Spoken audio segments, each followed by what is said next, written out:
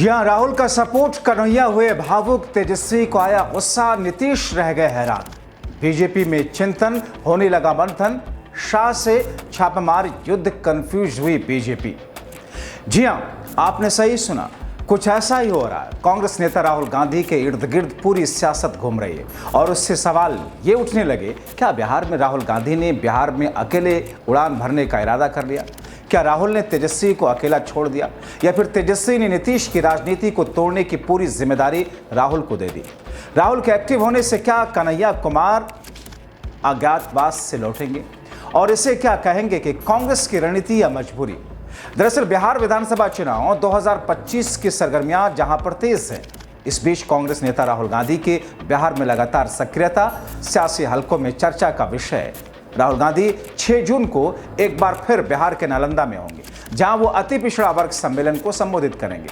पिछले 5 महीनों में उनका छठा बिहार का दौरा है, जो कांग्रेस की आक्रामक रणनीति की प्लानिंग को दर्शाता है।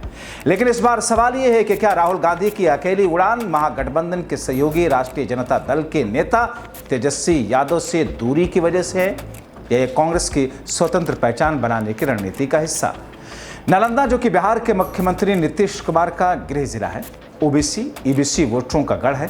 बिहार में कुल आबादी में ओबीसी ईबीसी का हिस्सा करीब 36%, जो किसी भी गठबंधन की जीत के लिए निर्णायक है। राहुल गांधी की नालंदा में यात्रा पलायन रोको, नौकरी दो, शिक्षा न्याय संवाद जैसे अभियान का हिस्सा है, जिसके जरिए कांग्रेस युवाओं, दलितों और अति पिछड़ा वर्ग को लुभाने की कोशिश कर रही है। इस बार राजगीर में ओबीसी ईबीसी सम्मेलन में राहुल गांधी नीतीश कुमार पर हमला बोलते हुए नजर आए। शिक्षा और सामाजिक न्याय के मुद्दों को उठाएंगे। कांग्रेस की रणनीति बिहार में अपनी खोई हुई सियासी जमीन को वापस आने की कोशिश है। 2020 के विधानसभा चुनाव में गठबंधन के तहत कांग्रेस ने 70 सीटों पर चुनाव लड़ा, लेकिन सिर्फ 19 पर जीत सकी, जिसके लिए आरजेडी ने कांग्रेस को जिम्मेदार बनाया। इस बार राहुल गांधी की लगातार बिहार यात्राएं ओबीसी ईबीसी वोटरों पर फोकस, ये संकेत देता है कांग्रेस महागठबंधन में अपनी स्थिति को मजबूत करना चाहती है, लेकिन साथ ही वो अपनी स्वतंत्र छवि भी बनाना चाहती है। हालांकि राहुल गांधी और तेजस्वी यादव के बीच में दूरी की चर्चाएं सियासी गलियारों में जोर पकड़ रही हैं। सूत्रों के मुताबिक तेजस्वी यादव इस बार कांग्रेस को 30 से 40 सीटों से ज्यादा देने के मूड में नहीं। दूसरी तरफ कांग्रेस अपनी रणनीति को तेजस्वी के नेतृत्व पर निर्भर नहीं रखना चाहती। हाल ही में तेजस्वी की माई बहन मान योजना को कांग्रेस ने अपने बैनर तले लॉन्च कर विवाद खड़ा कर दिया, जिससे महागठबंधन में तनाव की स्थिति उजागर हुई थी। हालांकि राहुल गांधी के बिहार दौरे से यह समझा जा सकता है कि वो नीतीश कुमार के पारंपरिक ओबीसी ईबीसी वोट बैंक में सेंध लगाने की कोशिश कर रहे हैं, लेकिन इस रणनीति से महागठबंधन के भीतर खींचतान बढ़ सकती है, क्योंकि तेजस्वी यादव भी ताड़ी व्यवसाय को उद्योग का दर्जा देकर इसी वोट बैंक को साधने की कोशिश में है। सियासी विश्लेषकों का मानना है कि राहुल गांधी की ये अकेली उड़ान कांग्रेस को बिहार में नई पहचान दे सकती है, लेकिन ये गठबंधन की एकता के लिए जोखिम भरी हो सकती है। 2020 में एआईएमआईएम के कारण मुस्लिम वोटों का बंटवारा हुआ, जिससे आरजेडी को नुकसान हुआ। इस बार अगर कांग्रेस और आरजेडी के बीच समन्वय की कमी रही तो इसका फायदा एनडीए को मिलेगा। राहुल गांधी की नालंदा यात्रा और ओबीसी ईबीसी वोटरों पर फोकस ये भी दर्शाता है कि कांग्रेस अब सिर्फ आरजेडी के पारंपरिक मुस्लिम यादव वोट बैंक पर निर्भर नहीं रहना चाहती। इसके बजाय दलित ओबीसी ईबीसी समुदाय को जोड़कर एक व्यापक वोट आधार बनाना चाहती है। लेकिन तेजस्वी से दूरी, स्वतंत्र रणनीति अपनाने की कोशिश क्या कांग्रेस को बिहार में मजबूत करेगी, या ये महागठबंधन के लिए नई चुनौतियां खड़ी करेगी? ये सवाल बिहार की सियासत में अगले कुछ महीनों में इसका जवाब बिहार मांगेगा। वैसे कहा जा रहा है कांग्रेस नेता कन्हैया कुमार का अज्ञातवास खत्म होने जा रहा है। कन्हैया कुमार नौकरी दो, पलायन रोको यात्रा समाप्त करने के बाद क्या हाशिए पर चले जाएंगे?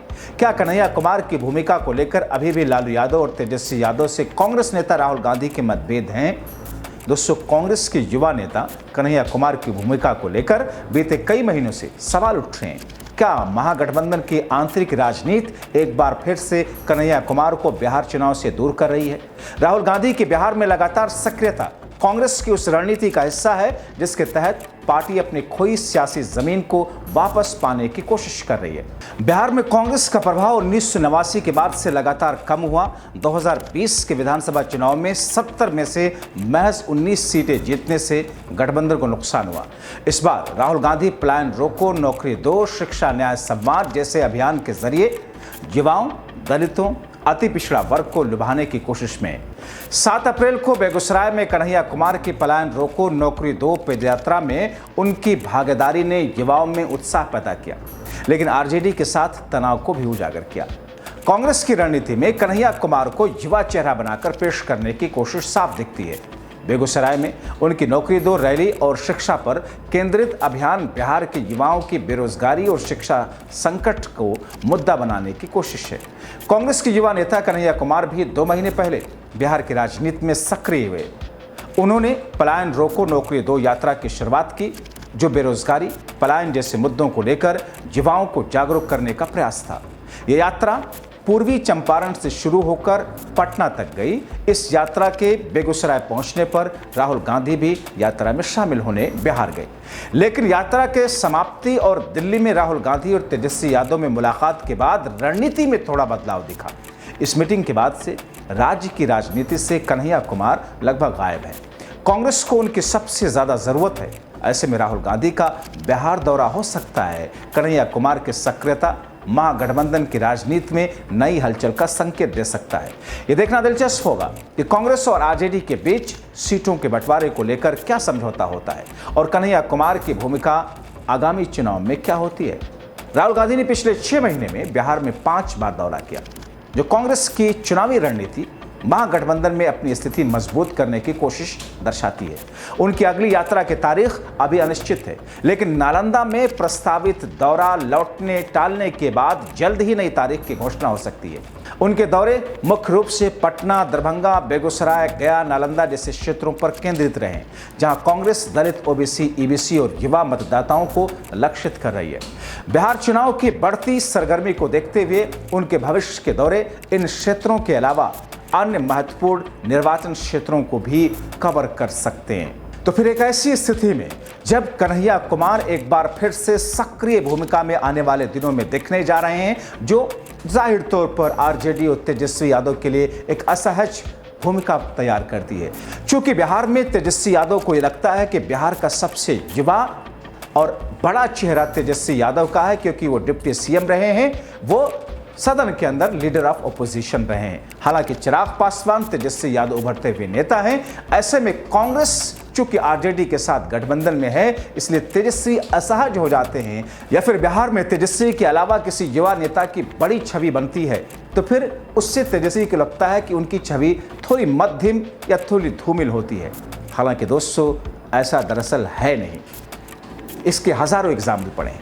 आप क्या सोचते हैं? अपने राय कमेंट बॉक्स में जरूर लिखें। अभी के लिए इतना ही, बहुत शुक्रिया। मैं आपको तेलंगाना की बात करना चाहता हूं। 2 मॉडल हैं जाति जनगणना के, एक तेलंगाना का मॉडल और दूसरा बीजेपी का बिहार का मॉडल, और जो उनकी सोच का मॉडल है। तेलंगाना में जाति जनगणना कैसे हुआ मैं आपको बताना चाहता हूं। बिहार में बंद कमरे में सवाल चुने गए, ब्यूरोक्रेट्स ने सवाल चुने, बिना किसी से पूछे, बिना जनता से बातचीत किए, बिना दलितों से पूछे, बिना पिछड़ों से पूछे, बिना अति पिछड़ों से पूछे, बिना जनरल कास्ट से पूछे, बिना माइनॉरिटी से पूछे, बंद कमरे में 3-4 सवाल लिखे, जाति जनगणना कर दिया। तेलंगाना में हमने लाखों लोगों से सवाल पूछा, दलितों के संगठनों से, आदिवासी के संगठनों से, उनके नेताओं से, और हमने उनसे पूछा कि देखिए, हम जाति जनगणना करने जा रहे हैं, सर्वे करने जा रहे हैं, आप इस सर्वे में कौन से सवाल चाहते हो। 3.5 लाख लोगों ने हमारी प्रोसेस में एक साथ मिलकर सवाल निकाले और उसके बाद बिहार में सेल्फ रिपोर्टिंग था। अगर आप बोलना चाहते हो तो बोलो, नहीं बोलना चाहते हो तो नहीं बोलो। तेलंगाना में हर व्यक्ति, हर परिवार के घर में सरकार के ऑफिसर्स गए और उन्होंने उनसे सवाल पूछे। नतीजा मैं आपको बताना चाहता हूं। जाति जनगणना में क्या पता लगा?